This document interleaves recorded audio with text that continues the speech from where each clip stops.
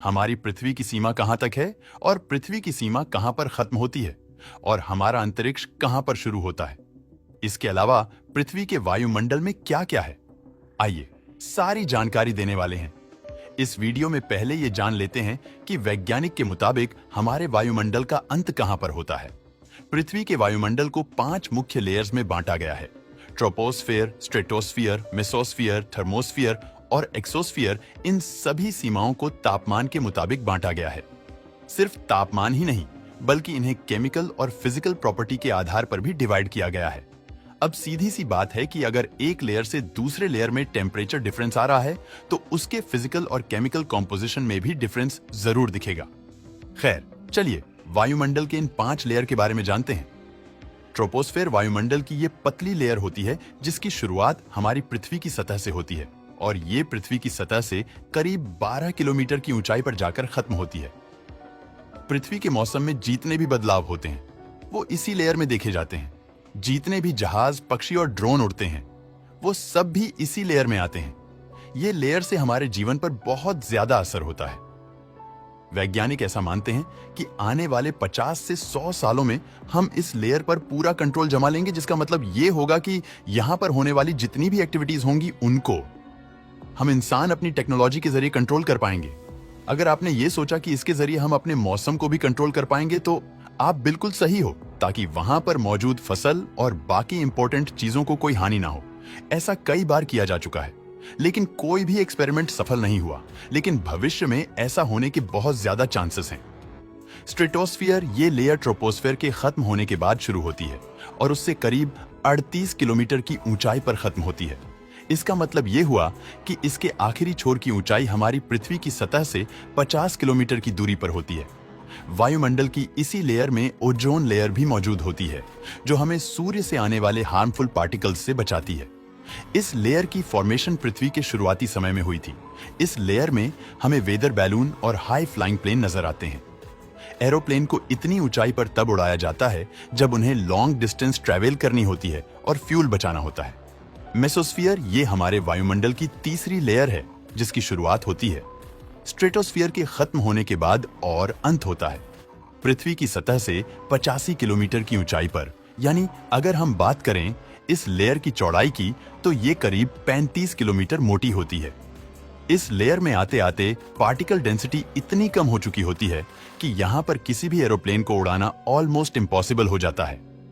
आपने कई जगहों पर टूटते हुए तारों के बारे में सुना होगा, जो असल में एक तारा नहीं बल्कि एक उल्कापिंड होता है जो पृथ्वी के वायुमंडल में आकर जल जाता है। यह जलने का प्रोसेसर कहीं और नहीं बल्कि मेसोस्फियर में ही होता है। कई लोग ये बताते हैं कि ये आग फ्रिक्शन की वजह से लगती है, लेकिन मैं आपको बता दूं कि ये पूरी तरह से गलत है। दरअसल जब भी कोई पत्थर का टुकड़ा पृथ्वी के वायुमंडल में प्रवेश करता है तो उसके आगे के हिस्से पर लगने वाला प्रेशर पीछे के हिस्से पर लगने वाले प्रेशर से बहुत ज्यादा होता है, जिसकी वजह से उसका आगे का हिस्सा आग पकड़ लेता है।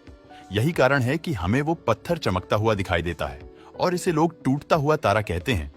मेसोस्फियर के खत्म होने के बाद आती है हमारे वायुमंडल की चौथी लेयर यानी थर्मोस्फियर। इसकी शुरुआत होती है पृथ्वी की सतह से 85 किलोमीटर की ऊंचाई पर और अंत होता है पृथ्वी की सतह से 600 किलोमीटर की ऊंचाई पर। अभी तक हमने वायुमंडल की जितनी भी लेयर्स के बारे में आपको बताया उनमें से ये सबसे ज्यादा चौड़ी है। इसीलिए यहाँ पार्टिकल डेंसिटी बहुत ही ज्यादा कम होती है और यहाँ पर सिर्फ चार्ज पार्टिकल ही मौजूद होते हैं। इंटरनेशनल स्पेस स्टेशन और पृथ्वी का चक्कर लगाने वाली सैटेलाइट इसी लेयर में मौजूद रहती है। अगर यहाँ पर पार्टिकल डेंसिटी ज्यादा होती तो सैटेलाइट्स का फंक्शन करना काफी ज्यादा कठिन हो जाता। अब क्योंकि इस एरिया में आईएसएस चक्कर लगा रहा है तो इसका मतलब ये हुआ कि ये अंतरिक्ष में होना चाहिए। वेल, इसके बारे में हम आपको कुछ क्षणों में बताने वाले हैं। अंत में आती है पृथ्वी की सबसे मोटी लेयर, जहां पर पार्टिकल डेंसिटी ऑलमोस्ट ना के बराबर होती है। हम बात कर रहे हैं पृथ्वी की आखिरी लेयर एक्सोस्फियर की। इसकी शुरुआत तो पृथ्वी की सतह से 600 किलोमीटर की ऊंचाई पर होती है, लेकिन अंत 10,000 किलोमीटर की ऊंचाई पर होता है। वैज्ञानिक के मुताबिक यही वो एरिया है जहां पर हमारे पृथ्वी का वायुमंडल और अंतरिक्ष आपस में आकर जुड़ जाते हैं। लेकिन फिर भी हम ये नहीं कह सकते कि इसी लेयर से अंतरिक्ष की शुरुआत होती है। यहाँ पर काफी सारा स्पेस डेब्रिस मौजूद है और साथ ही में यहाँ पर आपको बहुत ही कम गैस मॉलिक्यूल देखने को मिलेंगे। इस लेयर को आप टेक्निकली स्पेस ही बोल सकते हो। वायुमंडल को डिवाइड करना काफी आसान था, लेकिन अंतरिक्ष और पृथ्वी की बाउंड्री को बांटना इतना ज्यादा आसान नहीं था, क्योंकि उसके लिए किसी बेस मैट्रिक को चूज करना काफी ज्यादा कठिन था। बेस मैट्रिक चूज करने का मतलब है यह पता लगाना कि हम अंतरिक्ष और पृथ्वी को किस आधार पर बांटे हैं। इस बात पर बहुत सालों से डिबेट की जा रही थी, लेकिन साल 1957 में थियोडोर वॉन कार्मन, एक हंगरी अमेरिकी वैज्ञानिक, ने इसका एक बहुत ही अच्छा एक्सप्लेनेशन देते हैं। उनके मुताबिक पृथ्वी का अंत और अंतरिक्ष की शुरुआत पृथ्वी की सतह से 100 किलोमीटर की ऊंचाई पर होती है। और ऐसा कहने का उनके पास काफी सारे कारण थे, जिनमें से मुख्य कारण था एरोडायनामिक लिफ्ट। उनके मुताबिक अंतरिक्ष और पृथ्वी को एक ऐसी रेखा से डिवाइड करना चाहिए जहां पर पार्टिकल डेंसिटी इतनी ज्यादा कम हो जाए कि कोई भी ऑब्जेक्ट मात्र पार्टिकल्स के जरिए उड़ान ना भर पाए। यह स्टेटमेंट काफी ज्यादा सिंपल है, लेकिन शायद आपको इसमें थोड़ी कंफ्यूजन हो, इसीलिए चलिए इसे थोड़ा अच्छे से समझते हैं। हम जानते हैं कि जितनी भी चीजें पृथ्वी पर उड़ती हैं, फिर चाहे वो आपका स्कूल में बनाया हुआ पेपर प्लेन हो या फिर विशाल प्लेन, उनका एक बेसिक मैकेनिज्म एरोडायनामिक लिफ्ट होता है। इसका मतलब ये हुआ कि इन दोनों ही ऑब्जेक्ट्स को इस तरह से डिजाइन किया जाता है कि वो वायुमंडल में मौजूद पार्टिकल्स का पूरा लाभ उठाएं और इससे अपने वेट को बैलेंस करते हुए हवा में उड़ पाएं।